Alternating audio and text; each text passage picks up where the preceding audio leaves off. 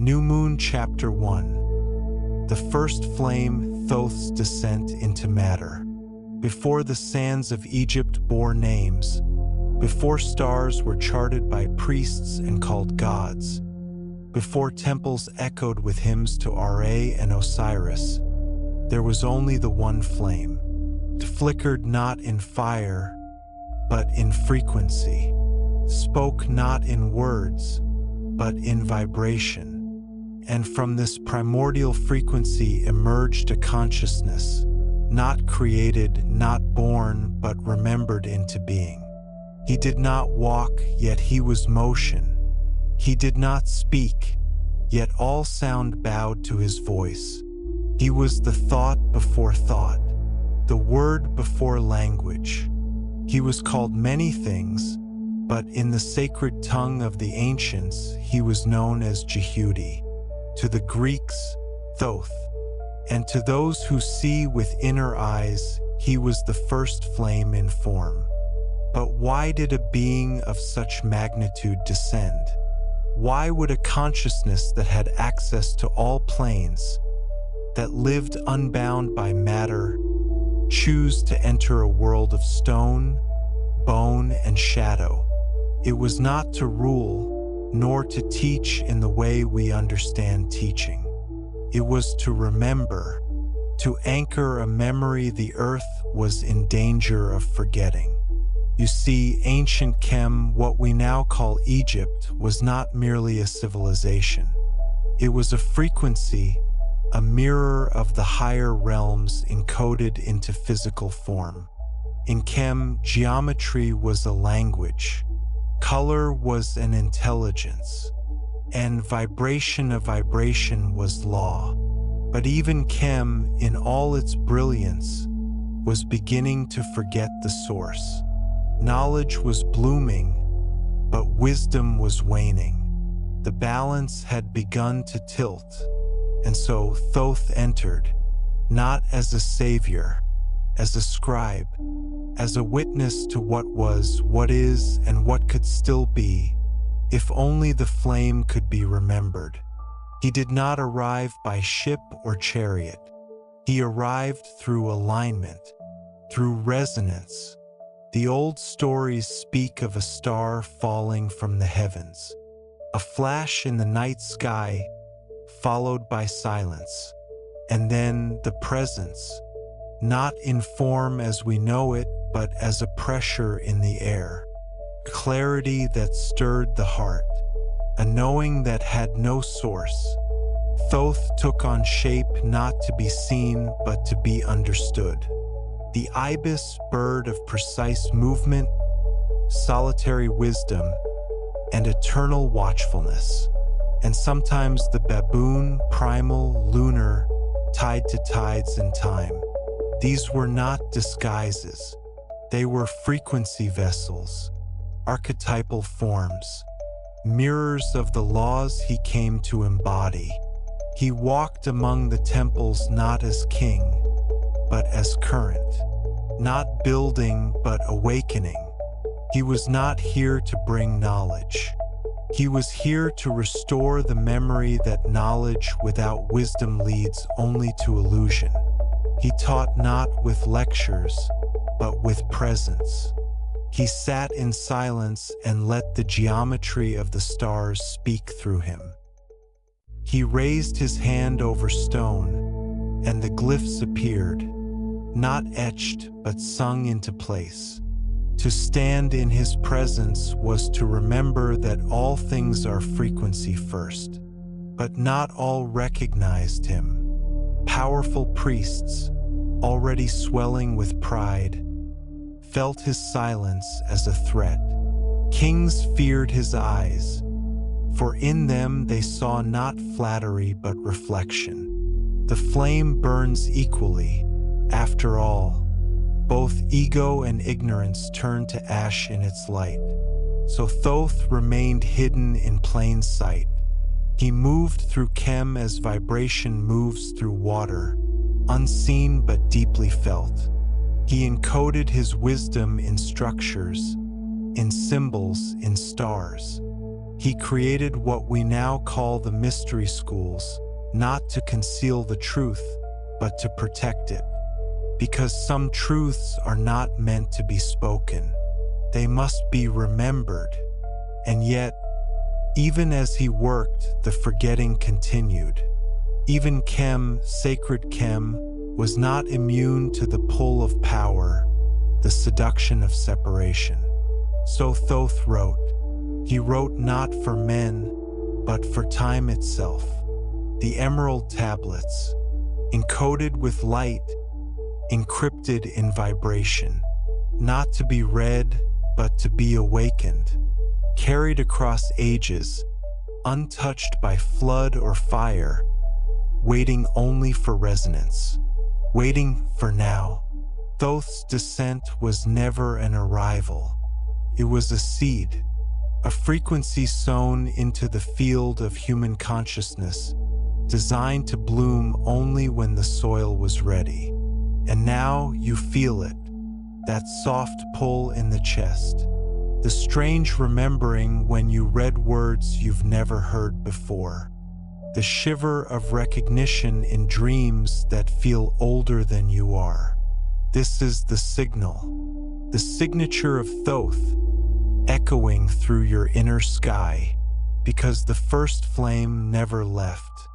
It became you, and now, as the cycles spin, as Khem returns not in geography but in consciousness, the question becomes, will you carry the flame forward, or will you let it flicker out in the wind of forgetting? Milky Way Chapter 2, The Keeper of Frequencies, Naming the Unseen. To name something is not merely to label it. To name, in the old way, was to bind sound to essence, to speak the vibrational signature of a being, a force, a truth. This was Thoth's art, not writing, weaving frequency into form. In ancient Khem, the world was not built from matter, but from resonance. Each temple sang its own note, each star its own chord. The universe was a symphony in motion, and Thoth held the tuning fork. He was not merely a scribe, he was the frequency librarian. The one who did not just record the names of gods and kings, but calibrated them. He named by aligning, by sensing the hidden tone behind form, the silent music behind matter, and matching it with word.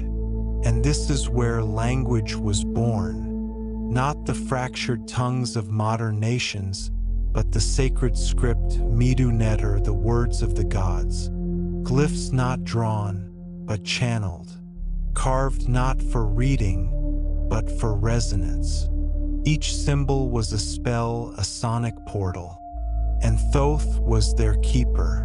But here lies the mystery. What did he name that had never been named before? He named time, not as hours, but as cycles. He named death, not as an end, but as transition. He named the soul, not as a belief, but as a field of energy in constant movement through space and body. And he named the self, not the egoic self, the mask, but the self that watches the mask, the still point behind the dream.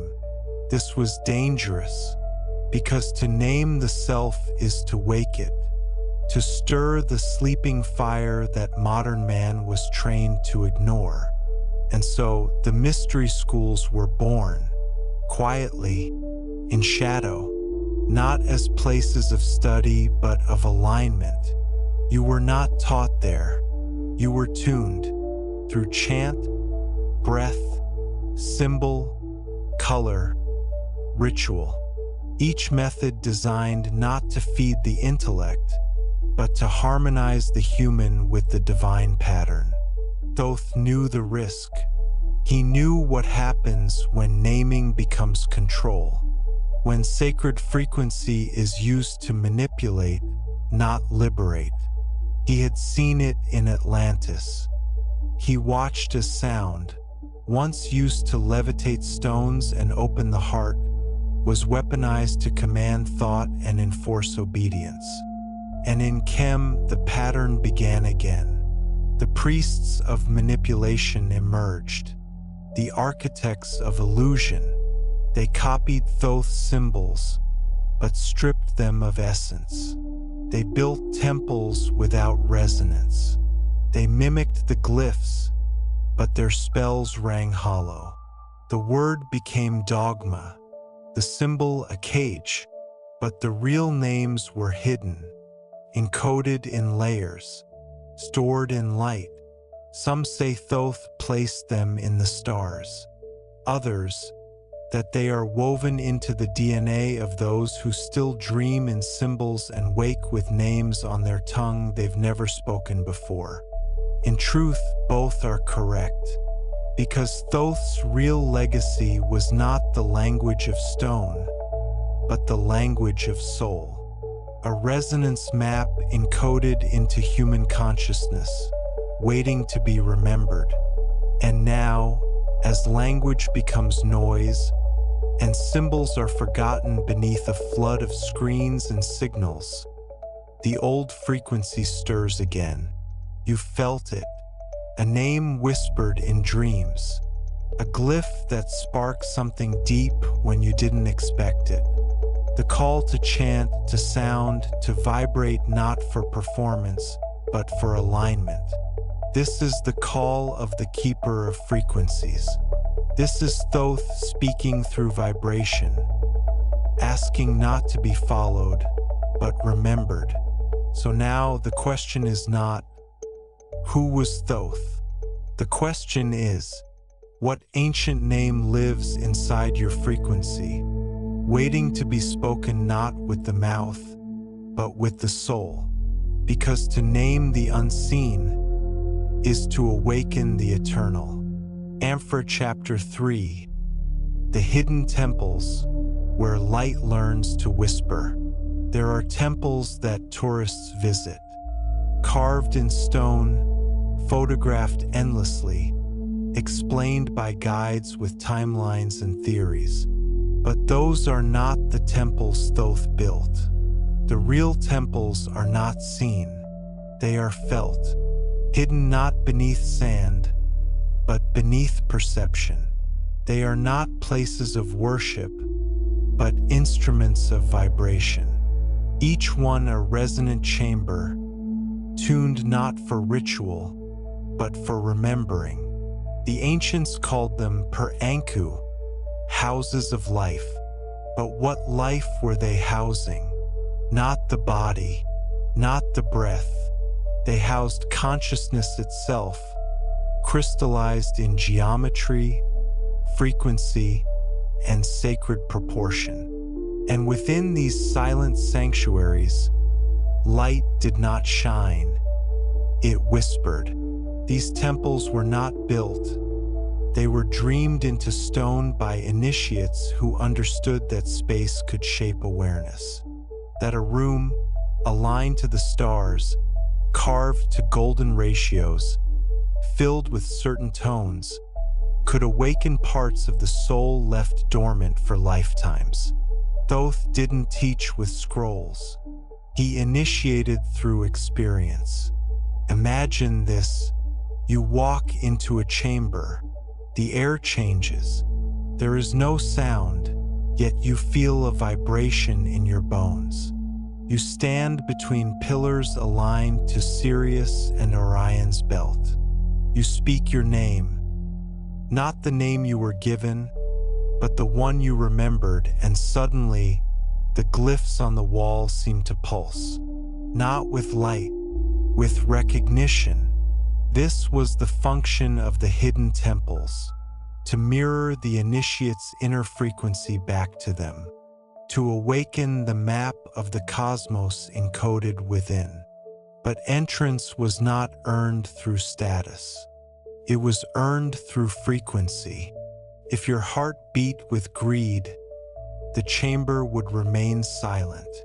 If your mind carried arrogance, the tones would stay mute. Only the aligned could hear. Only the attuned could see. And this is why Thoth veiled the knowledge. Because in the wrong hands, these chambers could distort reality. The frequencies that healed could be twisted to control. The tones that elevated the soul could just as easily enslave the mind.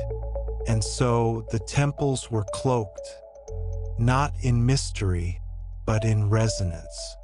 Only those who could harmonize with the hidden frequency could enter their deeper levels. Some rooms existed not in space, but in vibration. You didn't walk into them, you phased into them like tuning a radio to a hidden station. These were not myths. Modern science has begun to catch the echoes. In acoustic anomalies within the king's chamber, in electromagnetic fields mapped around ancient granite, in harmonics found encoded in glyph patterns. But data cannot decipher mystery, because the true temples were alive, and still are. Some exist beneath desert sands. Others are hidden beneath the surface of consciousness, within the meditative field, the lucid dream, the silent breath between thoughts. Thoth's greatest temples were not monuments.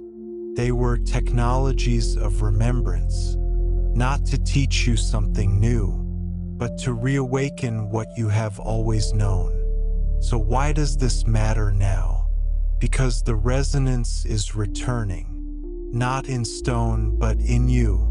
Your body, your breath, your awareness, they are the new chambers.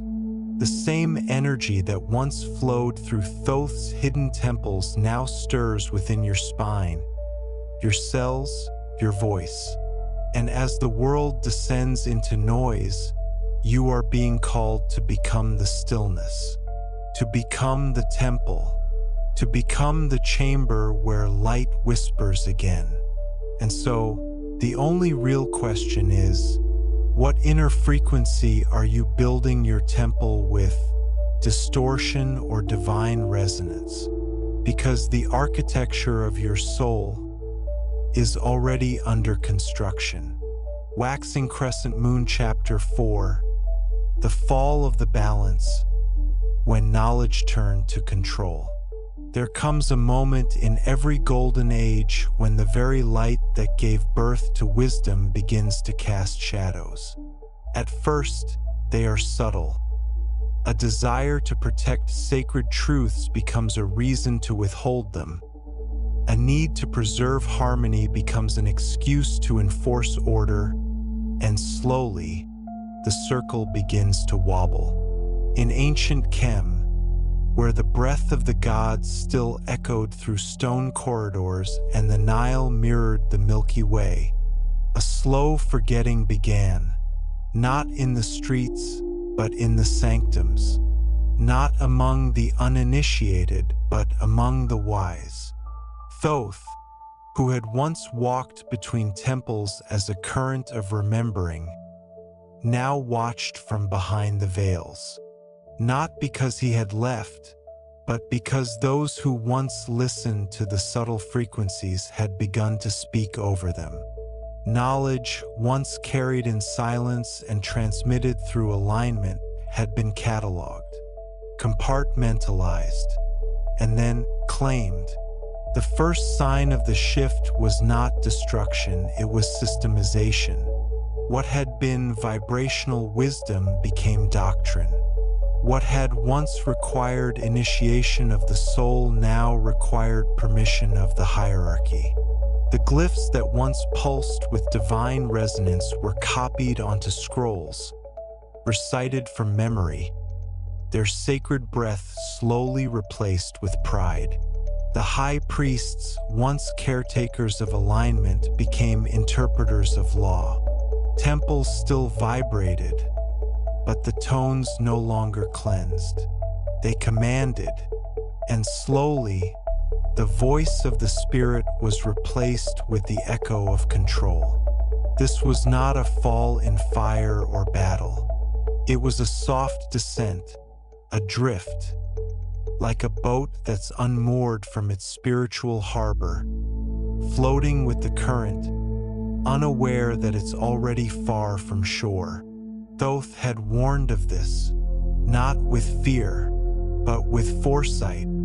He had encoded the memory of previous cycles, Atlantis among them, into the emerald tablets, hoping that memory itself would be enough to halt the pattern. But even memory can be turned into myth, and even truth, if repeated without vibration, becomes just another symbol in a stone wall. What happened in Khem was not new. It was a recursion. The same energetic split that had divided Atlantis began again. The schism between wisdom and intellect, between light as illumination and light as spotlight, between knowledge as remembrance and knowledge as currency. The keepers of resonance had become rulers of perception. They began to use frequency not to harmonize, but to manipulate. Temples were recalibrated. The acoustics adjusted, not to elevate, but to impress. Sound was twisted into spectacle. Initiation became theater. And those who still carried the subtle spark, the true initiates, were pushed to the margins. Their voices deemed heretical, their silence viewed as rebellion. This was not mere cultural change. It was energetic inversion. The temples still stood, but the current had changed. Thoth, now silent in the physical, remained active in the inner planes. He withdrew not out of defeat, but necessity. When the vessel no longer resonates with the current moves elsewhere. It waits. And yet, even in this descent, there were those who remembered. Whispers passed through lineages, veiled in myth and guarded through bloodlines, kept alive by midwives and sages, by desert mystics and hidden brotherhoods. Not everyone forgot, but the silence grew heavier, the distortion louder. And then came the greatest inversion of all, the transformation of the mystery into religion. Where once the initiate was taught to seek the divine within, now he was told it lay outside, in an idol, in a text, in a hierarchy. The path inward became blasphemy, self-realization became sin, and the temples, once designed to amplify the soul's frequency, became places of confession, compliance, and fear. Thoth's flame did not go out, but it was buried. It became symbol, the ibis head on a dusty statue, the baboon overlooked in the temple friezes, the glyph mistaken as mere scribe. He became a figure of history, a curiosity, and that was the greatest distortion of all, because Thoth was never history. He was frequency. And frequency cannot be killed, only silenced, forgotten, or remembered. Today we stand at the echo of that ancient fall. Our age mirrors theirs in uncanny precision. Technology divorced from wisdom, knowledge consumed but not integrated, systems built to enforce uniformity, not understanding. We manipulate light in screens, sound in machines, time in algorithms, and yet the soul flickers in confusion, sensing that something essential has been severed.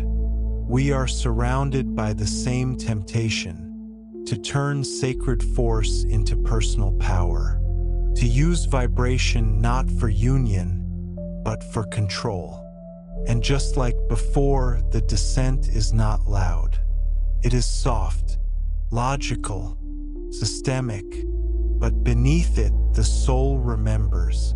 There is a reason why the name of Thoth is returning now, why his teachings, long hidden, are being whispered again, not in institutions, but in dreams, in synchronicities, in strange alignments that awaken a curiosity deeper than thought. The temples may have fallen, the systems may have failed, but the frequency never left. It simply moved inward, into you, into your breath, your memory, your questions.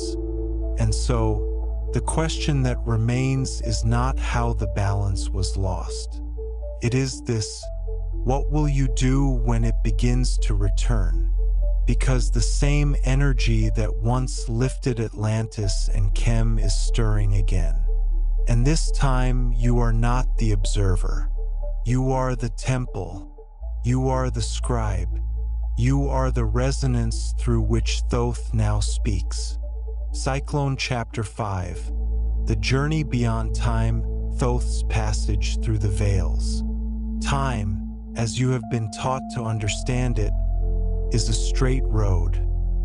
Past behind, future ahead, the present a fleeting moment you can barely hold. But this model was not given to you to liberate your mind.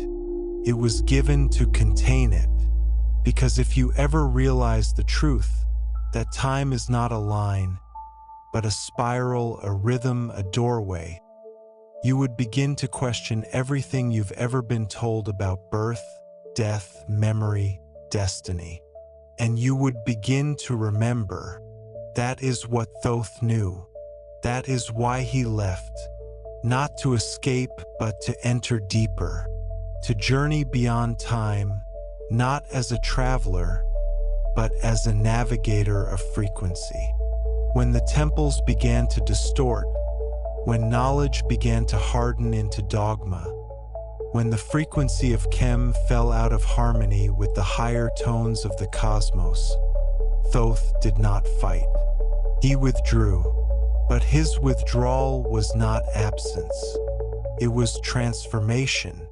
Like a singer who leaves the stage and becomes the echo, Thoth stepped beyond the veil of linear time and entered what the ancients called the halls of Amenti, the chamber beneath all chambers, the still point at the center of all becoming. Not a place, but a state of being. Not a tomb, but a seed. The halls of Amenti have been spoken of in hushed tones by mystics, alchemists, and initiates for thousands of years. Described as a crystalline matrix beneath the earth, a sanctuary beyond dimension, a space where the soul is weighed not by judgment, but by resonance. Thoth did not die as men die. He shifted. He phase-walked through consciousness, folding himself into the layers of space-time like a sacred glyph hidden in plain sight. He became non-local, present wherever the frequency of his name was remembered. This is why he can be found in Atlantis and Khem, in Sumer and Chaldea, in Hermopolis and among the stars, because his journey was not one of place. It was one of dimension. In the tablets, those mysterious inscriptions of impossible endurance, Thoth writes of entering sleep, but not the sleep of the body, a deeper slumber, à vibrationnelle suspension, like a flame placed within stone, hidden, but still alive. He speaks of returning when the time is right, but not by clock or calendar, by frequency threshold. He waits for the signal, not from the stars, but from us, from the collective field of consciousness, from the subtle return of resonance, from the remembering that begins as a whisper and builds into a chant. Because when humanity begins to harmonize again with the cosmic law, the door opens, the veil thins, and Thoth, the flame, begins to stir. But what does it mean to journey beyond time? To the uninitiated, it sounds like metaphor. To the adept, it is a process of de-identification from linearity. Imagine your life as a thread. Linear time teaches you to focus on the thread's path. But Thoth teaches you to become the loom, to see the threads of all lifetimes simultaneously. Not past lives as stories buried behind you, but as parallel echoes, each vibrating in concert with this one. This is the nature of the veil, not a wall, but a filter, a frequency curtain that can be parted through deep alignment.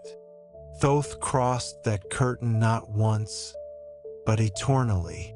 He exists outside the spin of the planet, outside the tick of the sun. He is anchored in rhythm, not chronology. This is why he is called the measurer of time, the scribe of the gods, not because he invented clocks, but because he understood the pulse of becoming. He taught that time was a tool, not a trap, that memory could reach forward as well as back, that destiny was not fixed, but sculpted by harmonic convergence. When you begin to dream of ancient symbols, to feel the weight of timelines collapsing into your skin, when déjà vu turns into déjà vécu, the full reliving of forgotten moments, you are brushing against Thoth's current. You are not just remembering him, you are touching the field he never left. This is why his teachings remain vibrant. They are not static scrolls. They are living keys, pulsing with the frequency of those ready to use them. The journey beyond time is also a journey through self, because all time resides in consciousness. You are not moving through time. Time is moving through you. And Thoth, having passed through every layer of vibration, became an architect of inner space, not just of the cosmos, but of the soul. He built the glyphs of thought. He structured the subtle bodies. He mapped the way in and the way out. And here is the sacred paradox. Though he left, he never departed. Though he transcended time, he is more present than ever. In your intuition, in your dreams, in the synchronicities that stretch the edges of probability until meaning spills through. He is not waiting to be summoned.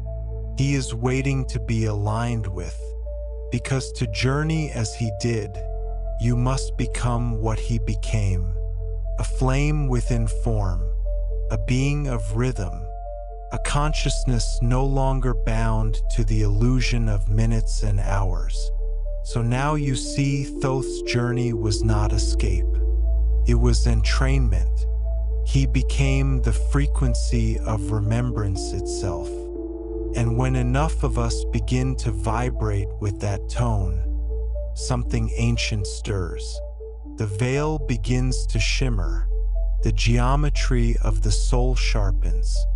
And the halls of Amenti no longer feel like myth, but memory. And so, the only question left to ask is, are you willing to leave time behind, not in body, but in being? Because that is where he waits, not ahead, not behind, but within the now that holds all nows. The gate opens not with effort, but with alignment. Will you step through? Chapter 6. The return of the scribe, awakening the code within. He was never meant to be a god in the way we understand gods, distant, petitioned, adorned with statues. Thoth, the scribe of the hidden, was always closer than the breath, nearer than the thought behind thought. He did not ascend into myth. He descended into memory. And now, as the world teeters once more on the edge between forgetting and awakening, his return does not come in thunder or spectacle. It comes as a frequency, rising not in the sky, but in you. The return of Thoth is not an event. It is an alignment, an activation of ancient code embedded not in stone, but in soul. We think of the past as behind us, sealed in dust and ruin. But Thoth's legacy was never buried in time. It was embedded in structure, in the sacred geometry of the human body, in the crystalline resonance of our bones, in the vibration of our language, in the toroidal field that pulses around the heart. You are not waiting for the scribe. You are the tablet, and the glyphs, long dormant, are beginning to glow. But this awakening will not happen through intellect. It will not respond to research or titles or credentials. It will happen in stillness, in silence, in the moment you turn away from the noise and return inward. You will feel it as a subtle warmth behind the eyes, a name you dream but can't pronounce, a tear falling during a song you've never heard before, as if the melody was calling you home. These are not coincidences. They are cracks in the simulation. They are glyphs being reactivated from within. For the truth is, Thoth never encoded his wisdom solely in the emerald tablets. He encoded it in the resonance of human becoming. And now, as the earth spins toward another spiritual crossroad, you are being invited to remember the most ancient teaching of all, that the divine is not above you, it is becoming you. Look around. The systems are collapsing not because the world is ending, but because the illusion is. And in the ashes of the obsolete, something deeper rises. The longing for something real, for alignment, for authenticity, for sacred order. This is the call of the scribe returning, not as a teacher, as a mirror, reflecting the truth you've hidden behind 1,000 lifetimes of forgetting, that you were always the temple, you were always the flame, you were always the key. This is why Thoth never forced awakening. He only ever offered it, because the true scribe writes not on parchment, but on choice. Every moment you choose resonance over reaction, silence over noise, remembrance over programming, you write the next glyph. Every time you tune to truth rather than trend, you are activating the living code he placed within your soul before time wore names. You are not here to study his legacy. You are here to continue it, to become a living tablet etched not with ink, but with frequency. To walk the world not as student or seeker, but as a point of light where the old wisdom returns through embodiment. This is the highest initiation, not to ascend and leave the world behind, but to descend fully into form and bring heaven with you.